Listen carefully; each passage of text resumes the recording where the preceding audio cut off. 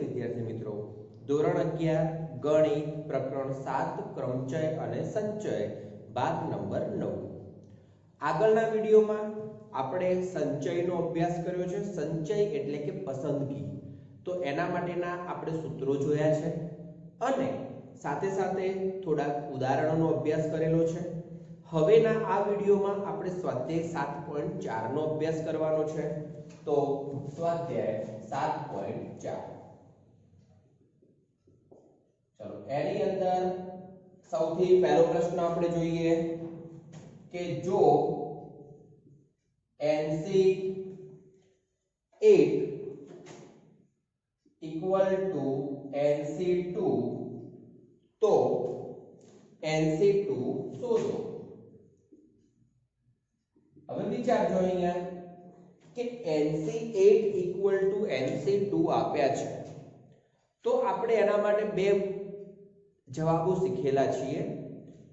NCA equal to NCB હોય તો કાં તો A equal to B થાય અને કાં તો A plus B equal to N થાય. તો અહીંયા જુઓ 8 અને 2 છે એ તો સરખા નથી તો પછી શું થશે? એ બંનેનો સરવાળો કોના જેટલો થશે? N જેટલો થશે. જે પ્રમેય 5 નું પાંચમું પરિણામ હતું એના આધારે તો આપણે એ પ્રમાણે લખીએ કે માટે 8 plus 2 equal to n અને માટે n equal to 10. હવે n નું મૂલ્ય 10 મળ્યું છે, આપણે NC2 શોધવા છે તો એની જગ્યાએ 10 મૂકી દઈએ તો કે NC2 equal to 10C2 10 into 9 2 into 1. चलो 2 कैंसिल થશે તો equal to 45. તો NC2 નો જવાબ આપણને કેટલો મળશે? 45 મળશે. ઓકે, ચલો એ રીતે ક્વેશ્ચન નંબર 2 જોઈએ. ક્વેશ્ચન 2 માં આપણે કિંમત શોધવાની છે n ની. એમાં પહેલું છે 2nc3 જેમ nc3 equal to 12 જેમ 1. જો અહીંયા બે પદો જેમ સ્વરૂપે આપ્યા છે. જેમ સ્વરૂપનો મતલબ ભાગાકાર. તો હવે આપણે આને શું કરીશું? 2nc3 upon nc3 લખી દઈશું equal to 12 upon 1 લખીશું. સાથે સાથે અહીંયા r તરીકેનું પદ એ 3 છે, મતલબ નાનું છે. હવે એ પદ નાનું હોય તો આપણે શું કામ કરીએ છીએ? તો કે જે પદો સ્વરૂપે આપણે એમને લખીશું. ધારો કે અજ્ઞાત હોત કાં તો મોટું હોત તો આપણે એમને ફેક્ટોરિયલ સ્વરૂપે આનું સૂત્ર વાપરવાનું થતું, પણ અહીંયા ફેક્ટોરિયલ સ્વરૂપનું સૂત્ર વાપરવાની કોઈ જરૂર નથી કારણ કે 3 બંનેમાં છે અને એ નાના છે તો ડાયરેક્ટ જ આપણે એ પ્રમાણે પદો લખીશું. તો એ રીતે પદ લખીએ 2nc3 upon nc3 equal to 12 upon 1. ચલો 2nc3 તો એનો મતલબ શું થશે? ત્રણ પદો લખવાના થાય. એક 2n 2n minus 1 અને 2n minus 2. ચલો upon c3 એના કારણે 3 ફેક્ટોરિયલ અહીંયા લખી દીધું છે. ચલો ભાગ્યા આપણે શું કરવાનું છે? હવે NC3 ને આધારે લખવાનું છે n n minus 1 n minus 2 upon 3 factorial equal to 12. બરાબર. 2nc3 તો 2n 2n minus 1 2n minus 2 total 3 પદ લખ્યા છે અને 3 ફેક્ટોરિયલ એવી રીતે અહીંયા. ચલો બંનેના છેદમાંથી 3 ફેક્ટોરિયલ કેન્સલ થશે, અહીંયાથી n પણ કેન્સલ થશે તો બાકી કેટલા પદો વધશે? તો પહેલું પદ 2, ચલો બીજું પદ 2n minus 1.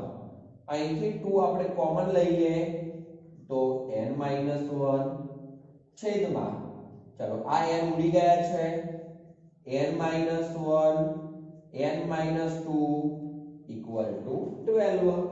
चलो હવે આની અંદર n - 1 પણ ઉડી જશે તો એને આપણે કેન્સલ કરી દઈએ બાકી જે પદો વધ્યા છે એને n-2 ને અહીંયા લઈ જઈએ, 2 * 2 એટલે 4 કરી દઈએ, માટે 4 કૌંસમાં 2n-1 12 કૌંસમાં n-2. ચલો 4 ને અંદર મલ્ટીપ્લિકેશન, 12 ને અંદર મલ્ટીપ્લિકેશન કરીએ તો શું થશે? આમ તો 4 અને 12 ડાયરેક્ટ છેદ ઉડાડી દઈએ તોય ચાલે, પછી આપણે એમનું મલ્ટીપ્લિકેશન કરી શકીએ છીએ. તો ચલો એ રીતે કામ કરીએ. 2n-1 ઇક્વલ ટુ, ચલો અહીંથી 4 ઉડી જશે, 3 વધશે તો 3n-6. ચલો -6 આ બાજુ આવશે, 6 - 1 ઇક્વલ ટુ n, અને માટે n ઇક્વલ ટુ 5. તો આ પ્રમાણે આપણને પહેલાનો જવાબ કેટલો મળે છે? 5 મળે છે. તમે ખાસ રીતને જોઈ લેજો અને એને સમજવાનો પ્રયત્ન કરજો કે જે પણ પદો અહીંયા આપ્યા છે એ પ્રમાણે આપણે એને કેવી રીતે અને શું કામ કરી શકીએ છીએ. બરાબર? તો આ છે એનો પહેલો પ્રશ્ન. હવે પ્રશ્ન નંબર 2 નો જે પહેલો છે બસ એની એ જ રીતે એનો બીજો પ્રશ્ન પણ છે, સેમ ટુ સેમ રીતે એને તમારે ગણવાનો છે. તો એને આપણે હોમવર્ક આપીએ છીએ. હવે એના પછી પ્રશ્ન નંબર 3 નો આપણે અભ્યાસ કરીએ. તો પ્રશ્ન નંબર 3, ચલો પ્રશ્ન નંબર 3 ની તમે રકમ જુઓ. રકમમાં શું આપ્યું છે? વર્તુળ પરના 21 બિંદુઓમાંથી કેટલી જીવા દોરી શકાય?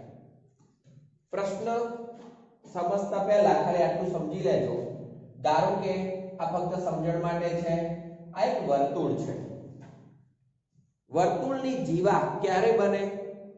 વર્તુળના કોઈ પણ બે બિંદુને જોડતો રેખાખંડ, વર્તુળના કોઈ પણ બે બિંદુને જોડતો રેખાખંડ એ વર્તુળની જીવા થાય. બરાબર? વર્તુળ પર આપણા પ્રશ્નમાં કેટલા બિંદુ આપ્યા છે?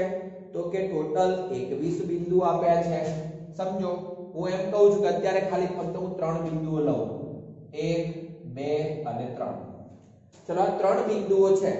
હવે 3 બિંદુઓ દ્વારા જીવાઓ શોધવી હોય તો કેવી રીતે મળે? તો કે આ બિંદુઓને આપસમાં એકબીજા સાથે જોડી દેવાની છે. તો એનો મતલબ એવો થશે કે ધારો કે આ બિંદુ આપણે જોડી શકીએ, આને અહીંયા જોડી શકીએ, આને અહીંયા જોડી શકીએ. તો આપણને 3 બિંદુઓ દ્વારા ફક્ત ને ફક્ત 3 જ જીવાઓ મળે છે. એવી રીતે 4 બિંદુઓ હશે તો જીવાઓ મળવાની છે.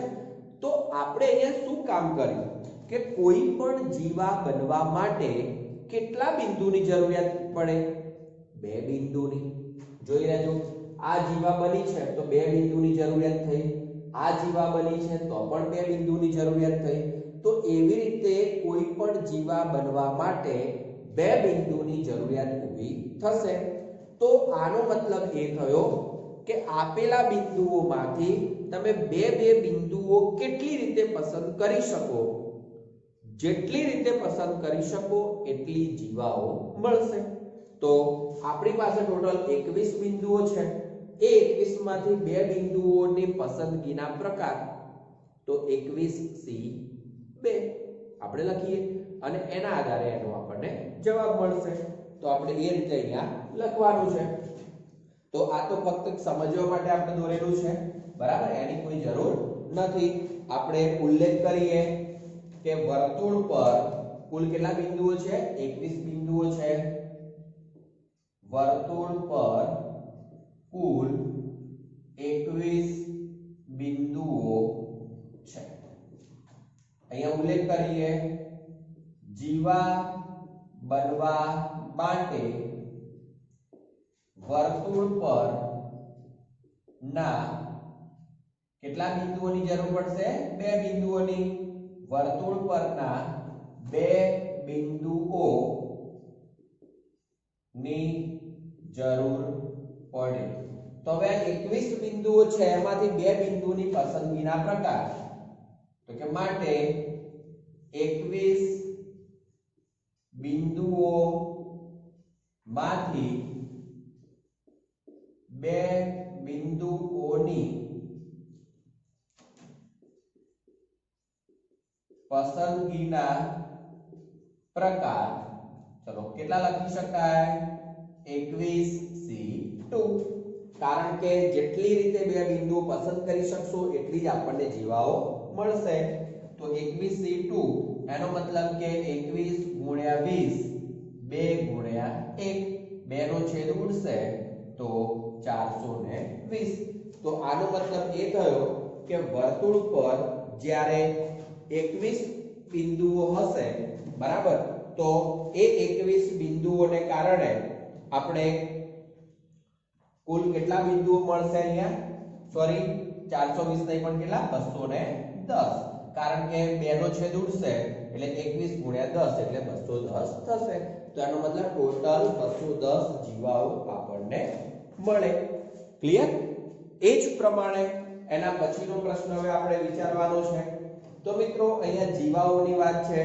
તો આવું વર્તુળ ઉપર કીધેલું છે ચોરસની અંદર કહી શકે પંચકોણમાં કહી શકે ષષ્ઠકોણમાં કહી શકે તો કોઈ પણ ખૂણા અથવા કોઈ પણ કોણ માટે વાત કરે તો એમાં કેટલા બિંદુઓ છે એ તો આપણને એના નામ ઉપરથી ખબર પડી જાય ધારો કે 10 પણ હોય તો એમાં કુલ 10 બિંદુ હોવાના તો 10 બિંદુઓને કારણે એના કુલ વિકર્ણોની સંખ્યા કેટલી થાય વર્તુળ માટે જેવી રીતે જીવા શબ્દ વપરાય છે એવી રીતે કોઈ પણ ત્રિકોણ હોય ચોરસ એટલે કે ચતુષ્કોણ હોય પંચકોણ હોય ષષ્ઠકોણ હોય કે 10 કોણ હોય તો એમની અંદર વિકર્ણ બોલાય તો વિકર્ણની સંખ્યા શોધવી એ સેમ ટુ સેમ જીવાની સંખ્યા શોધવા બરાબર જ થવાનું છે તો તમે એ પ્રશ્નનો એ રીતે પણ જવાબ આપી શકો છો હવે પ્રશ્ન નંબર 4 ચલો પ્રશ્ન નંબર 4 ની રકમ આપણે જોઈએ 5 કુમાર અને 4 કુમારીઓ આપી છે ઉલ્લેખ કરું છું 5 કુમાર અને 4 કુમારીઓ છે બરાબર એમાંથી 3 કુમાર અને 3 કુમારની કેટલી ટુકડી બનાવી શકાય મિત્રો 3 કુમાર અને 3 કુમારી એનો મતલબ એવો થયો કે કુલ 6 જણની ટુકડી બનાવવી છે તો 6 માટે 3 ની પસંદગી કઈક અલગ રીતે છે બીજા 3 ની પસંદગી કઈક અલગ રીતે છે તો પછી એના આધારે શું થશે આપણે 5 કુમારમાંથી 3 કુમારની પસંદગી તો 5C3 લખાય 4 કુમારીમાંથી 3 કુમારીની પસંદગી તો 4C3 લખાય અને એમનો આપણે શું કરવો પડશે ગુણાકાર કરવો પડશે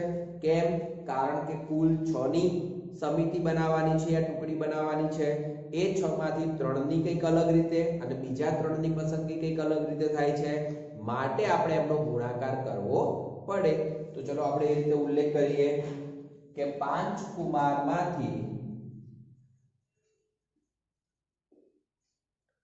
3 કુમારની પસંદગીના પ્રકાર બરાબર 5C3 ચલો એવી રીતે 4 કુમારીમાંથી 3 કુમારીની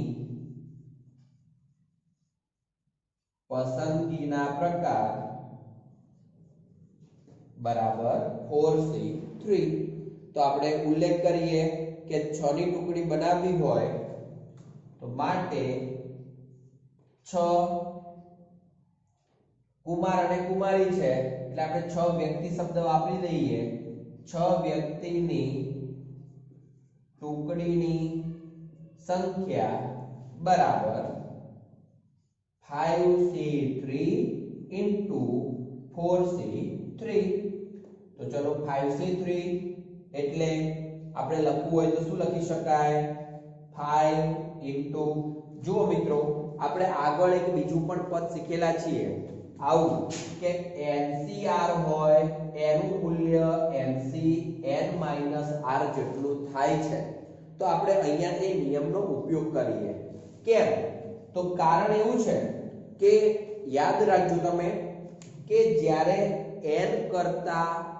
r નું મૂલ્ય n ના અડધાથી r નું મૂલ્ય જો વધારે હોય n ના અડધાથી r નું મૂલ્ય વધારે હોય તો એ પદને નાનું બનાવવા માટે આપણે આ સૂત્રનો ઉપયોગ કરી શકીએ ફરીથી n ના અડધાથી r નું મૂલ્ય મોટું હોય, n ના અડધાથી r નું મૂલ્ય મોટું હોય તો એ પદને નાનું બનાવવા માટે આપણે આ સૂત્રનો ઉપયોગ કરવો પડશે. તો જુઓ અહીંયા 5 ના અડધા એટલે 2.5, એના કરતા 3 મોટા છે. 4 ના અડધા તો 2 થાય, 2 કરતા 3 મોટા છે. તો આપણે કયું સૂત્ર વાપરીશું? NCR = NC n-r સૂત્રનો ઉપયોગ કરીએ. તો ચલો આ પદ શું થઈ જશે? 5C2 બરાબર. ચલો એવી રીતે આ પદ શું થઈ શકશે? 4C1. કૌંસમાં ઉલ્લેખ કરવો હોય તો કરી શકાય કે NCR = NC n-r વાપરીશું. ચલો હવે 5C2 એનો મતલબ કે 5 ગુણ્યા 4 2 ગુણ્યા 1. 4C1 તો 4 અને 1. ચલો 2 નો છેદ ઉડશે તો વધશે 2, 5 4 20 દુ 40. તો આનો મતલબ એવો થયો કે કુલ કેટલી સમિતિઓ બનાવી શકાશે? તો કે 40 સમિતિઓ આપણે બનાવી શકીએ. ઓકે, તો અહીંયા જે વસ્તુની વાત કરી છે એને તમે યાદ રાખજો. એનો ઉપયોગ દ્વિપદી પ્રમેય પ્રકરણની અંદર પણ થશે. બરાબર, તો એને સમજીને રાખજો આ સૂત્રનું. તો આ છે પ્રશ્ન નંબર 4. ચલો હવે એના પછી પ્રશ્ન નંબર 5. તો મિત્રો પ્રશ્ન નંબર જે 5 છે એને આપણે હોમવર્ક આપીએ છીએ, કારણ કે જેવી રીતે કુમાર અને કુમારીની વાત હતી એવી રીતે પ્રશ્ન નંબર 5 માં જુદા જુદા રંગના દડાની વાત છે. જુદા જુદા રંગના જે પણ દડાઓ આપ્યા છે એમાંથી 3 દડા પસંદ કરવાના છે અને કુલ 9 દડાની પસંદગી કરવાની છે. જેવી રીતે અહીંયા 6 ની વાત હતી, 3 ને પસંદ કરીને 6 ની વાત હતી, એવી રીતે એમાં 3 ની પસંદ કરીને ટોટલ 9 ની વાત કરેલી છે. એટલે કે ટોટલ 9 દડાને પસંદ કરવાના પ્રકાર કેટલા થાય તે આપણે ત્યાં શોધવાનું છે. તો સમજો કે એક દડા આપ્યા છે 6 તો 6C3 લખાશે, બીજા આપ્યા છે 5 તો 5C3 લખાશે અને ત્રીજા આપ્યા છે પણ 5 તો એના માટે પણ 5C3. આ 3 પદોનો આપણે ગુણાકાર કરીશું તો જ આપણને એનો જવાબ મળશે. ક્લિયર? તો આ રીતે પ્રશ્ન નંબર 5 તમે સમજી શકશો અને એના આધારે લખી પણ શકશો. ચલો હવે આપણે પ્રશ્ન નંબર 6 નો અભ્યાસ કરીએ. પ્રશ્ન નંબર 6 ની રકમ જુઓ. તો રકમ શું આપી છે?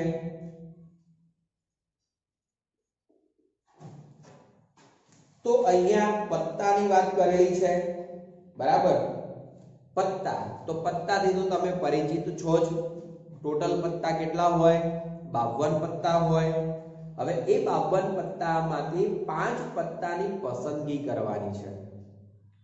52 માંથી 5 પત્તાની પસંદગી કરવાની છે અને એ 5 પત્તામાં બરાબર એક એક્કો હોય. એક એક્કો આવે તે કેટલા પ્રકારે બને? તો મિત્રો હવે આ પ્રશ્નના જવાબ માટે હું એમ કહું તમને, પહેલા આપણે સમજી લઈએ અહીંયા કે ધારો કે આપણી પાસે કુલ 52 પત્તા છે. બરાબર, એ 52 માંથી આપણે 5 ની પસંદગી કરવાની છે. હવે 52 પત્તામાંથી એક્કાના કેટલા પત્તા? 4 પત્તા થશે. લાલનો એક્કો, કાળીનો એક્કો, ફુલ્લીનો એક્કો અને ચોકટનો એક્કો. 4 પત્તા એક્કાના છે. તો હું એ 4 પત્તાને અલગ રાખું. ચલો 52 માંથી 4 એક્કાના પત્તા આપણે અલગ કર્યા તો બાકી કેટલા પત્તા રહે? 48. એ 48 પત્તા અહીંયા લખ્યા છે. આપણે કુલ 5 પત્તા પસંદ કરવાના છે. એ 5 પત્તામાં એક જ એક્કો છે. હવે 5 પત્તામાંથી એક જ એક્કો હોય તો એનો મતલબ એવો થયો કે જે 4 એક્કાના પત્તા હતા એમાંથી કેટલું પત્તું પસંદ થશે? ફક્ત એક જ પત્તું પસંદ થશે. તો એનો મતલબ એવો થાય 4C1. ચલો બાકી 5 માંથી એક એક્કાની વાત થઈ ગઈ. બાકીના 4 પત્તાનો આપણે વિચાર કરવાનો છે. એ 4 પત્તા કેટલા પત્તામાંથી પસંદ થશે? તો કે 48 પત્તામાંથી પસંદ થશે. તો આપણે શું લખીશું અહીંયા 48C4. પરંતુ કુલ કેટલા પત્તા પસંદ કરવાના છે? 5. એમાંથી એક પત્તું કોઈક અલગ રીતે પસંદ કર્યું છે, બીજા 4 પત્તા કોઈક અલગ રીતે પસંદ કર્યા છે. તો અંતે એમનો શું કરવો પડશે? ગુણાકાર કરવો પડશે. એક ગુણાકાર કર્યો છે. ક્લિયર? તો આ રીતે આપણને એનો જવાબ મળશે. કારણ કે 52 પત્તામાંથી 5 પત્તા પસંદ કરવાના છે. એ 5 પત્તામાં પણ બરાબર એક એકો હોય, એનો મતલબ કે એનો એ રીતે આપણે વિચાર કરવાનો થાય. તો ચલો આપણે પેલા રકમનો અહીંયા ઉલ્લેખ કરીએ. 52 પત્તામાંથી 5 પત્તા પસંદ કરવાના છે, જેમાં કેટલા એકા હોય?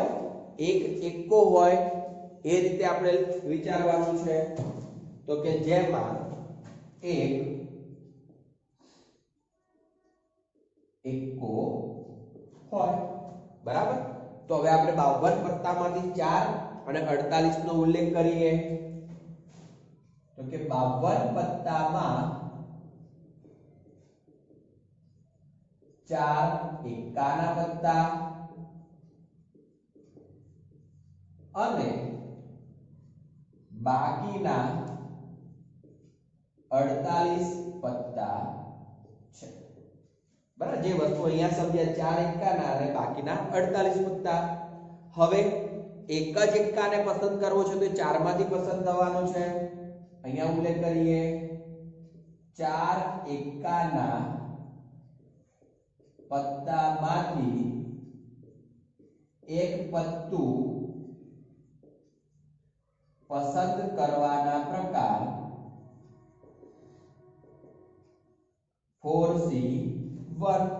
4C1 એનો મતલબ કે 4. ચાલો એવી રીતે 48 પત્તામાંથી, ચલો 48 માંથી કેટલા પસંદ કરવાના છે? 4. કારણ કે કુલ 5 પત્તા પસંદ કરવાના છે. એમાંથી એક પત્તું અહીંયા પસંદ થઈ ગયું છે. બાકીના 4 પત્તાની પસંદગી. 48 પત્તામાંથી 4 પત્તા પસંદ કરવાના પ્રકાર બરાબર 48C4. ક્લિયર? હવે આપણે કુલ જવાબ મેળવવો હોય તો આ બંનેને શું કરવા પડશે? ભેગા કરવા પડશે. તો કે માટે માંગેલ પત્તા પસંદ કરવાના પ્રકાર બરાબર 4 into 48C4. જોઈ લેજો, માંગેલ પત્તા પસંદ કરવાના પ્રકાર. તો આ 4C1 ના 4 લખી દીધા અને 48C4 લખ્યા. હવે એનું આપણે સાદુરૂપ આપી દઈએ. તો 4 અહીંયા 48, 47, 46, 45, 4, 3, 2 અને 1. ચલો 4 કેન્સલ થશે. 3 into 2 મતલબ 6 અહીંયા કેન્સલ થશે. તો કેટલા લખી શકાશે? 8. તો બાકી જે પદો વધ્યા છે 8, 47, 46 અને 45, એમનો આપણે ગુણાકાર કરવાનો છે. તો હવે એમનો ગુણાકાર કરીએ તો ખરેખર આપણને એમનો શું જવાબ મળશે? તો 7,78,320. સમજી લેજો, આપનો ગુણાકાર કરીએ 8, 47, 46 અને 45, તો એમનો ગુણાકાર આપણને 7,78,320 મળશે. એનો મતલબ કે 52 પત્તામાંથી 5 પત્તા પસંદ કરવાના હોય અને એમાં પણ બરાબર એક એકો હોય એવી પસંદગી આપણે વિચારવાની હોય. તો એવી પસંદગીના પ્રકાર આટલા મળશે. તો આ છે પ્રશ્ન નંબર 6. ચલો પ્રશ્ન નંબર 6 પછી પ્રશ્ન નંબર 7 નો વિચાર કરીએ. હવે જેવી રીતે પ્રશ્ન નંબર 6 માં આપણે વિચાર કર્યો છે, બસ એ જ પ્રમાણે આપણે પ્રશ્ન નંબર 7 માં પણ વિચાર કરવાનો છે. તો તો તમે 7 ની રકમ ઉપર નજર કરો તો 7 ની રકમ શું કહે છે કે ક્રિકેટની રમતના 17 ખેલાડીઓ આવેલા છે. આપણે એ પ્રમાણે નોંધતા જઈએ.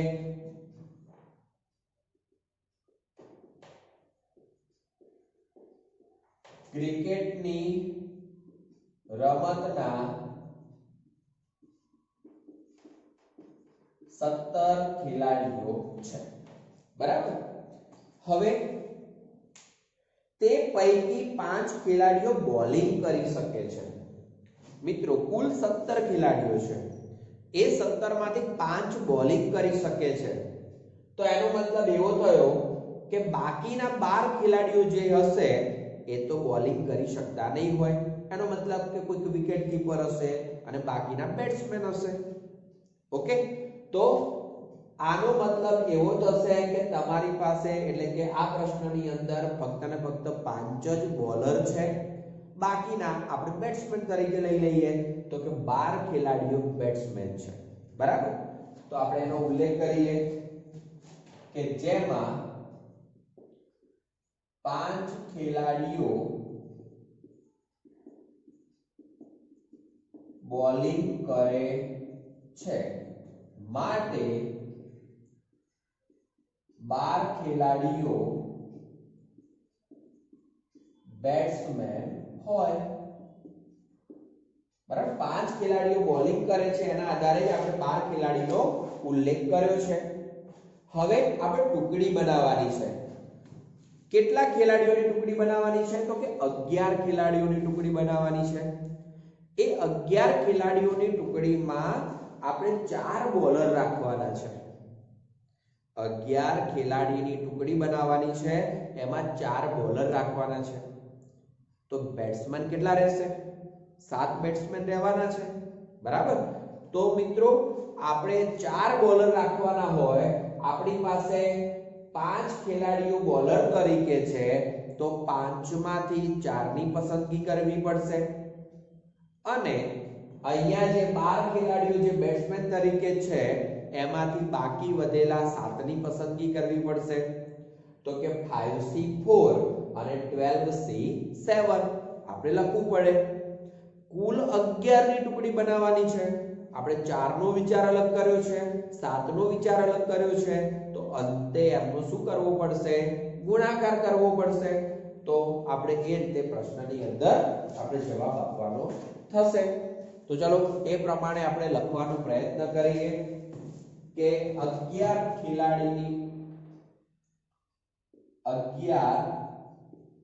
ખેલાડીની ટુકડીમાં 4 બોલર રાખવાના છે, એટલે કે બોલિંગ કરે એવા ખેલાડીઓ રાખવાના છે. તો માટે ચલો 5 બોલર માંથી 4 બોલરની પસંદગીના પ્રકાર બરાબર 5C4. 5 માંથી 4 બોલરની પસંદગી કરવાની છે તો 5C4 થશે. તથા ચલો 12 બેટ્સમેન માંથી 7 બેટ્સમેન ની પસંદગીના પ્રકાર તથા 12 બેટ્સમેન માંથી 7 બેટ્સમેનની પસંદગીના પ્રકાર 12C7 થાય. બરાબર. તો હવે કુલ 11 ખેલાડીની ટુકડી બનાવવાના પ્રકાર કેટલા થશે? માટે 11 ખેલાડીની પસંદગીના પ્રકાર બરાબર ચલો એક 5C4 આવશે અને 12C7 આવશે. હવે મિત્રો અહીંયા આપણે આગળના દાખલામાં એક સૂત્રનો ઉપયોગ કર્યો છે NCR = NCN - R. એ જ ઉપયોગ આપણે અહીંયા પણ કરવો છે. કેમ કારણ કે અહીં આવતા પદોમાં r નું મૂલ્ય n ના અડધાથી વધુ છે, તો આપણે એને એ પ્રમાણે ફેરવવા પ્રયત્ન કરીએ. તો equal to 5c1 into 12c5, કારણ કે 12c 12 minus 7 એટલે કે 5, અહીંયા 5 minus 4 એટલે કે 1. ચલો 5c1 એટલે કે 5, 12c5 એટલે 12 11 10 9 અને 8 upon 5 4 3 2 અને 1. ચલો જેટલાનો છેદ ઉડે છે એટલા ઉડાડી દઈએ. 4 અને 3 12 સાથે કેન્સલ થશે, 2 અહીંયા કેન્સલ થશે. તો હવે કેટલા પદ વધ્યું? 9 4 36, 36 ગુણ્યા 11 એટલે 396, 396 ગુણ્યા 10 એટલે કે 3960. તો આનો મતલબ એ થશે કે જે 11 ખેલાડીઓની ટુકડી બનાવવાની છે, જેમાં 4 બોલરની પસંદગી અને બાકીના બેટ્સમેનની પસંદગી કરવાની છે, તો એની પસંદગીના પ્રકાર 3960 થાય. બરાબર? તો આ છે પ્રશ્ન નંબર 7. હવે પ્રશ્ન નંબર 8 આપણે હોમવર્ક આપીએ છીએ, કારણ કે દડાવાળો પ્રશ્ન છે અને એ પ્રશ્ન આગળ સમજાયો છે તમને. 5 કાળા અને 6 લાલ દડા છે. 5 કાળામાંથી 2 દડા પસંદ કરવાના છે એટલે 5c2. 6 લાલ દડા છે એમાંથી 3 દડા પસંદ કરવાના છે એટલે 6c3 અને એમનો ગુણાકાર કરવાનો છે, તો એ આપણો જવાબ થશે. હવે પ્રશ્ન નંબર 9 નો અભ્યાસ કરીએ. તો 9 ની રકમ ઉપર નજર કરજો કે વિદ્યાર્થીઓ અને વિષયોની વાત છે કે એને અમુક વિષયો પસંદ કરવાના છે અને એ પ્રમાણે કુલ કેટલી રીતે વિષયો પસંદ થઈ શકે એનો વિચાર કરવાનો છે. એટલે કે આપણે આ જે પ્રશ્નો શીખ્યા હતા કે જેની અંદર એક એક્કો તો રાખવાનો જ છે, બાકીના 4 પત્તાની પસંદગી કંઈક અલગ રીતે કરવાની છે, બસ એ પ્રકારે અહીંયા પ્રશ્ન વિચારવાનો છે. તો એ પ્રશ્ન હું તમને ફક્ત સમજાવી દઉં છું, એને તમારે જાતે લખવાનો થશે. તો જુઓ અહીંયા, જો વિદ્યાર્થીએ 2 ચોક્કસ વિષયો પસંદ કરવાના ફરજિયાત હોય, એનો મતલબ કે એને 2 વિષયો ચોક્કસ રીતે ફરજિયાત પસંદ કરવાના છે. જો વિદ્યાર્થી ઉપલબ્ધ 9 વિષયોમાંથી 5 વિષયો કેટલા પ્રકારે પસંદ કરી શકે? હવે મિત્રો સમજો ખાસ કે અહીંયા કુલ વિષયો આપણી પાસે 9 છે. એ 9 વિષયોમાંથી 2 વિષયો તો કેવા છે? ફરજિયાત વાળા છે. તો એનો મતલબ કેટલા વિષયો મરજિયાત વાળા વધે? 7 વિષયો મરજિયાત વાળા વધે. આ 2 વિષયો જે છે એ તો આપણે કમ્પલસરી પસંદ કરવાના છે, તો 2c2 લખી શકાય. અહીંયા 7 વિષયો બાકીના વધ્યા છે, એમાંથી હવે કેટલા વિષયો પસંદ કરવાના થાય? તો કે કુલ 5 વિષયો પસંદ કરવાના છે, એમાંથી 2 તો ફરજિયાત છે, તો બાકીના 3 ની જ વાત બાકી રહી. તો 7 માંથી 3 વિષયો પસંદ કરવાના થાય. એનો મતલબ કે 2c2 into 7c3 આપણે કરીએ તો આપણને એનો જવાબ મળી શકે. ઓકે, તો ચલો આપણે એને લખી દઈએ છીએ સાથે સાથે. કુલ 9 વિષયો માંથી 2 ફરજિયાત વિષયો પસંદ કરવાના છે. એટલે કે બાકીના 7 મરજિયાત વિષયો માંથી બાકીના 3 વિષયો પસંદ કરવાના થાય. કેમ? કારણ કે કુલ 5 વિષયો પસંદ કરવાના છે. 2 તો અહીંયા ફરજિયાત છે, તો બાકી 3 વિષયો અહીંયાથી પસંદ કરવાના થશે. તો કે બાકીના 3 વિષયો પસંદ કરવાના થાય. તો માટે 5 વિષયો પસંદ કરવાના પ્રકાર બરાબર જે 2 ફરજિયાત વિષયો છે એ બંનેની 2 ની પસંદગી, 7 માંથી 3 ની પસંદગી. જોજો અહીંયા 2C2 એટલે એનું મૂલ્ય હંમેશા 1 થશે. 7C3 7 6 5 3 2 1 6 કેન્સલ થશે. જવાબ આપણને મળશે 35. ક્લિયર? તો મિત્રો આપણે કુલ જે પણ રીતે વિષયો પસંદ કરવાના છે એ વિષયો કુલ કેટલી રીતે પસંદ કરી શકીશું? 35 રીતે પસંદ કરી શકાય. તો માટે 35 પ્રકારે વિષયો પસંદ કરી શકાય. તો આ છે આપણું સ્વાધ્યાય 7.4. મિત્રો હવે આ વર્ષ પ્રમાણે પ્રકરણ ઉદાહરણો અને સ્વાધ્યાય 7 નો આપણે અભ્યાસ કરવાનો નથી, પરંતુ એમાંથી અમુક 3 દાખલાઓનો આપણે નેક્સ્ટ વિડીયોમાં અભ્યાસ કરીશું અને થોડાક MCQ નો અભ્યાસ કરીશું. Thank you. જય હિન્દ, જય ભારત.